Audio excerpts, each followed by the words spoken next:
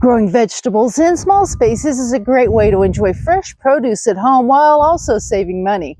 With the right knowledge and tools, it's possible to grow a variety of vegetables in small containers. Today I'm planting a salsa garden in this old water trough.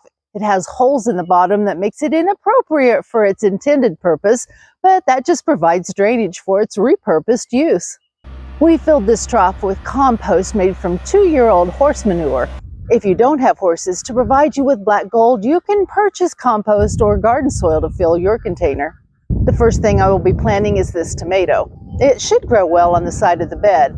I'm going to trim the leaves off the tomato plant until only the top 3 to 5 leaves are left. All of these little hairs along the stem of the tomato want to turn into roots. So burying the plant deep in the soil will allow the plant to put out more roots to search for water and nutrients to produce lots of lovely tomatoes for you. Next, we will be planting this jalapeno pepper to provide some spice for our salsa. Peppers will not put off roots from the stem, so you need to plant them at the same level they were growing in the starter cup.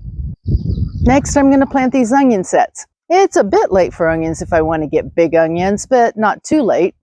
As these onions grow, I'll be able to harvest a few of the green tops to add to my fresh salsa. Finally, for those of you who don't think cilantro tastes like soap, you will want to add some cilantro so you can make your salsa extra yummy. Now that all the plants are in, we need to water deeply so that these plants get off to a good start. Make sure your entire garden is getting 1 or 2 inches of water every week so your plants are healthy and can produce lots of food for you. If you aren't getting an inch of rain every week, you're going to have to hand water to make up the difference. The last thing you should do for your salsa garden is to mulch it with straw. Mulch helps keep down weed growth and keeps in moisture, so I am applying a generous amount of wheat straw. Now that that's done, sit back and watch your plants grow. You will want to feed your container garden every 2 to 3 weeks since the container is a closed environment and the plants can only put roots down so far until they hit the bottom and they can't reach any more nutrients.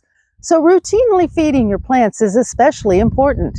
Follow the directions from the manufacturer on how to mix and apply a good organic fertilizer. Thanks for stopping by the old Mayfield place today. Stay healthy, get your salsa garden growing, and have a blessed week.